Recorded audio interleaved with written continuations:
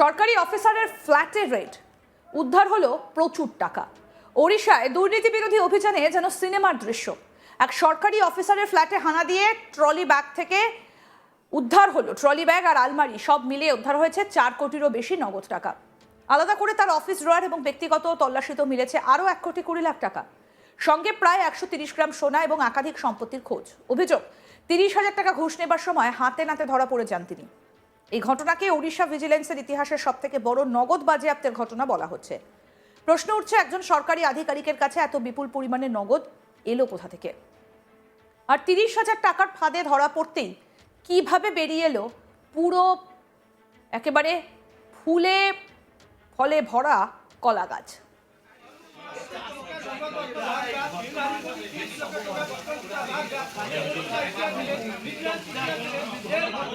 ধৃত আধিকারিকের নাম দেবব্রত মহান্তি।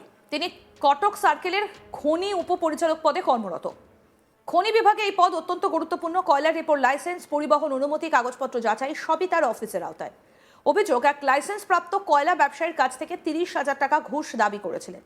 বিনিময়ে কয়লা ডিপোর সুষ্ঠু পরিচালনার অনুমতি এবং কয়লা পরিবহনে সবুজ সংকেত দেবার আশ্বাস দেন। ওড়িশা ভিজিলেন্স দপ্তর পরিকল্পিত হাত পাতে।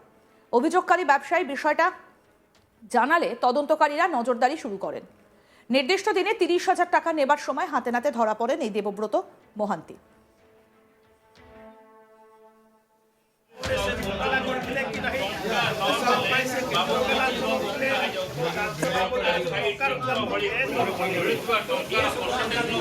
ঘুষের পুরো টাকা উদ্ধার করে বাজেয়াপ্ত করা হয়েছে। এরপরে ভুবনেশ্বরের ভিজিলেন্স থানায় দুর্নীতি প্রতিরোধ আইন 2018 ধারা 7 অনুযায়ী মামলা রুজু হয়। আইন অনুযায়ী সরকারি কর্মচারী ঘুষ নিলে তা ফৌজদারি অপরাধ। প্রমাণিত হলে জেল এবং জরিমানা দুটোই হতে পারে। গ্রেপ্তারের পরে ভিজিলেন্স দল 3টে জায়গায় একযোগে অভিযান চালায়। ভুবনেশ্বরে ওই সরকারি অফিসারের ফ্ল্যাট, ভদ্রক জেলার মাথারশাহীতে পৈতৃক বাড়ি, কটকে তার অফিস চেম্বার। সব থেকে চাঞ্চল্যকর দৃশ্য সামনে আসে ভুবনেশ্বরের পটিয়া এলাকার শ্রী বিহার নেচার্স ক্রেস্ট অ্যাপার্টমেন্টের 302 নম্বর ফ্ল্যাটে ঢুকেই কর্মকর্তাদের চোখ কপালে ওঠে। আলমারি, ট্রলি ব্যাগ, বিভিন্ন কোণে গুজে রাখা নগদ টাকার বান্ডিল। প্রাথমিক হিসেবে 4 কোটিরও বেশি টাকা উদ্ধার হয়েছে। টাকা এত বেশি ছিল যে গোনার জন্য বিশেষ টাকা গোনার মেশিন আনা হয়। দীর্ঘ সময় ধরে চলে গণনা, এখনো সঠিক অঙ্ক নির্ধারণের প্রক্রিয়া চলছিল বলে জানা গিয়েছে। ওড়িশা ভিজিলেন্সের দাবি, এত বিপুল নগদ একসঙ্গে আগে কখনো বাজেয়াপ্ত হয়নি। শুধু ফ্ল্যাট নয়, কটকে তার অফিস চেম্বারের ড্রয়ার এবং ব্যক্তিগত তল্লাশিতে উদ্ধার হয়েছে আরও 1,20,00,000 টাকা। অর্থাৎ মোট নগদের পরিমাণ দাঁড়ায় প্রায় 5 কোটির কাছাকাছি। একজন সরকারি আধিকারিকের বেতন কাঠামো বিবেচনা করলে এই অঙ্ক স্বাভাবিকভাবেই প্রশ্ন তোলে।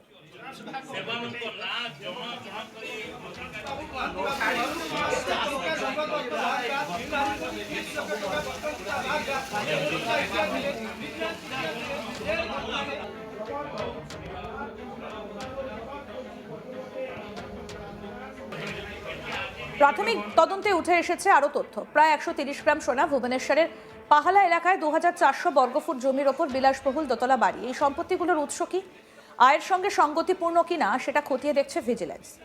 তদন্তকারীরা এখন দুটো দিক খতিয়ে দেখছেন। সরাসরি ঘুষ নেবার অভিযোগ, আয়ের সঙ্গে অসামঞ্জস্যপূর্ণ সম্পদ। যদি প্রমাণ হয় যে তার বৈধ আয়ের তুলনায় সম্পদের পরিমাণ অস্বাভাবিক বেশি, তবে আরও বড় মামলা হতে পারে। খনি ও খনিজ সম্পদ মানেই বিপুল অর্থের লেনদেন। কয়লা, লৌহ আকরিক, খনিজ বালি সব ক্ষেত্রেই লাইসেন্স এবং পরিবহন অনুমতির বড় বাজার। বিশেষজ্ঞরা বলছেন, যেখানে অনুমতির ওপর ব্যবসা নির্ভর করে সেখানে রেন্ট সিকিং বা ঘুষের প্রবণতা বেশি থাকে। এই ঘটনায় সেই আশঙ্কাই যেন সামনে এলো। সব থেকে বড় প্রশ্ন, মাত্র 30,000 টাকার ঘুষ নিতে গিয়ে কিভাবে ফাঁস হয়ে গেল কোটি কোটি টাকার ভান্ডার? তদন্তকারী এক আধিকারিকের কথায়, ছোট অঙ্কের ঘুষই বড় দুর্নীতির দরজা খুলে দিল। অনেক সময় দুর্নীতির অভিযোগ প্রমাণ করা কঠিন, কিন্তু হাতে নাতে ধরা পড়লে আইনি ভিত্তি মজবুত হয়। তারপরই শুরু হয় সম্পদের খোঁজ। ঘটনার পর ওড়িশা জুড়ে তীব্র চাঞ্চল্য। সামাজিক মাধ্যমে প্রশ্ন, এত টাকা কোথা থেকে এলো? এতদিন কেউ জানলো না, আর কত অফিসার এভাবে লুকিয়ে রাখছেন? অনেকে বলছেন এই ঘটনা দুর্নীতি বিরোধী লড়াইয়ে বড় বার্তা। আবার কেউ মনে করছেন এটা কেবলমাত্র হিমশৈলের চূড়া। ভারতে ও রাজ্য স্তরে দুর্নীতি বিরোধী সংস্থাগুলো নিয়মিত অভিযান চালালেও বড় অঙ্কের নগদ উদ্ধার বিরল ঘটনা। এই ঘটনা দেখালো দুর্নীতি অনেক সময় নগদ আকারেই মজুদ থাকে। সম্পত্তি বিনিয়োগের পাশাপাশি ক্যাশ স্টক রাখা হয়, তদারকির ফাঁক ফোকর এখনও আছে। দেবব্রত মোহান্তিকে আদালতে তোলা হয়েছে, তদন্ত চলছে।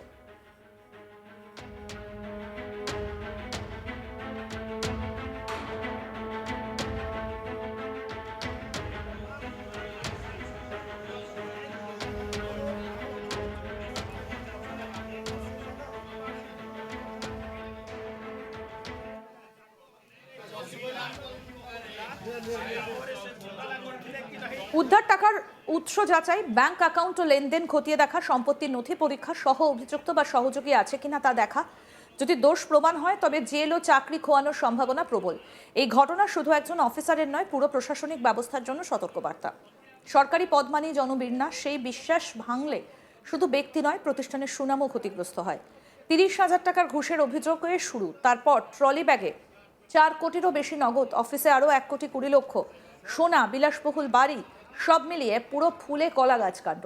এখন দেখার তদন্ত কতদূর যায়। সত্যিই কি এটা ইতিহাসের সব থেকে বড় বাজেয়াপ্ত, নাকি আরও বড় চমক অপেক্ষা করছে? দুর্নীতির বিরুদ্ধে লড়াই তখনই সফল হবে যখন কেবল অভিযান নয়, প্রতিরোধ ব্যবস্থাও শক্তিশালী হবে। ওড়িশার এই ঘটনা অন্তত একটা বার্তা দিয়েছে। ঘুষের অঙ্ক ছোট হলেও তার পেছনে লুকিয়ে থাকতে পারে কোটি টাকার পাহাড়।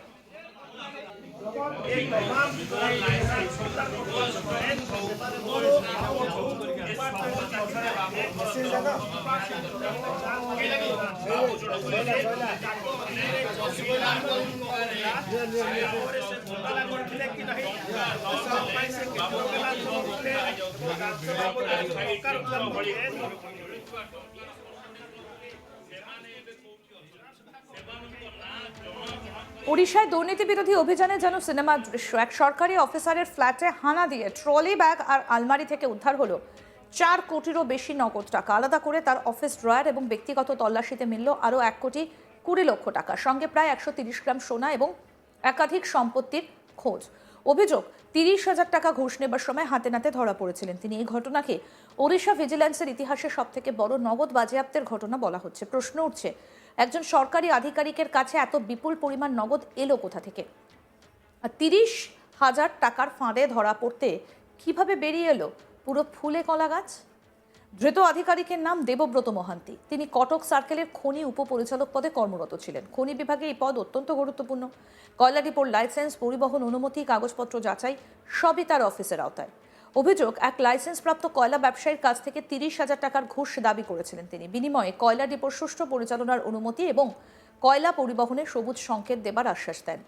ওড়িশা ভিজিল্যান্স দপ্তর পরিকল্পিত ফাঁদ ফাঁদে অভিযোগকারী ব্যবসায়ী বিষয়টা জানালে তদন্তকারীরা নজরদারি শুরু করেন। আর নির্দিষ্ট দিনে 30,000 টাকা নেবার সময় হাতে নাতে ধরা পড়েন এই দেবব্রত মোহান্তি। আরও আপডেট পেতে দেখতে থাকুন আজ তাক বাংলা। সাবস্ক্রাইব করুন, নোটিফিকেশন পেতে বেল বাটন অপশন প্রেস করুন।